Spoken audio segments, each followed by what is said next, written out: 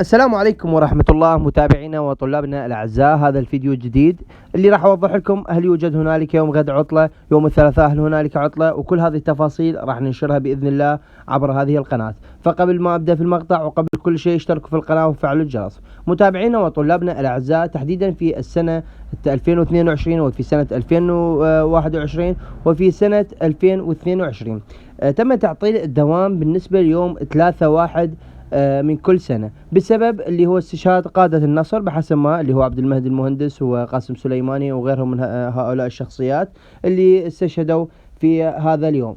فأغلب المحافظات يتم تعطيل الدوام. في السنين السابقة تم تعطيل الدوام بشكل كبير جدا، وتحديدا يوم 3/1 تحديدا البصرة، الميسان، العديد من محافظات كربلاء، النجف تم تعطيل الدوام بها. يعني أغلب المحافظات الجنوبية تم التعطيل. بالنسبة للمحافظات الغربية فالبعض يتم التعطيل والبعض الآخر لا.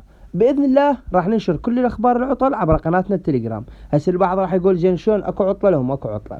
بالنسبة العطلة بإذن الله سيكون يوم الثلاثاء. أنا كتوقع الشخصي راح تكون هنالك عطلة لأغلب محافظات العراق، وتحديدا محافظة بغداد وغيرها من المحافظات، مثلا ديالى، الأنبار، صلاح الدين وغيرها. كل هذه التفاصيل راح ننشرها عبر قناتنا التليجرام، رابطها موجود في خانة التعليقات. اشتركوا بها وفعلوا الجرس حتى يصلكم كل ما هو جديد.